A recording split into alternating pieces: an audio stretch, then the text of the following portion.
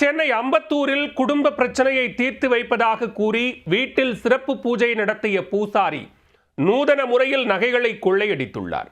கலசத்திற்குள் நகைகள் இருப்பதாக பெண்ணை நம்ப வைத்த பூசாரி போலீசில் சிக்கியது எப்படி? சென்னை அம்பத்தூர் டீச்சர்ஸ் காலனி பகுதியைச் சேர்ந்தவர் ஷகிலா. இவர் அம்பத்தூர் MKB நகரில் உள்ள நாகாத்தம்மன் கோவிலுக்கு சென்று வருவது வழக்கம். தன் குடும்ப பிரச்சனை குறித்து கோவில் பூசாரியான அதே பகுதியைச் சேர்ந்த லோகேஷிடம் கூறியுள்ளார் ஷகிலா.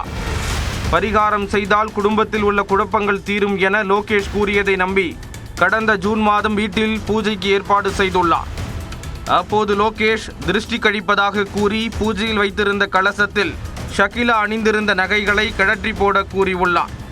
ஷகிலாவும் 2 தங்க செயின்கள், 1 மோதிரம் என 5 சவரன் நகைகளை கலசத்திற்குள் போட்டுள்ளார். இந்த கலசத்தை நான் கூறும் வரை திறக்கக்கூடாது என கூறி பூஜையை முடித்து சென்று விட்டார் லோகேஷ். இந்த நிலையில் பண தேவைக்காக நகையை அடமானம் வைக்க கலசத்தை திறந்தபோது அதனுள் நகைகள் இல்லை. இதனால் அதிர்ச்சி அடைந்த ஷகிலா நகைகள் மாயமானது குறித்து லோகேஷிடம் முறையிட்டுள்ளார். ஆனால் லோகேஷ் ஷகிலாவிற்கு எந்த பதிலும் அளிக்காமல் தப்பிச் செல்வதிலேயே குறியாக இருந்துள்ளார். இது குறித்து அம்பத்தூர் குற்றப்பிரிவில் ஷகிலா அளித்த புகாரை அடுத்து போலீசார் லோகேஷை கைது செய்தனர். அவர் அடகு வைத்திருந்த 5 சவரன் நகைகளையும் பறிமுதல் செய்தனர்.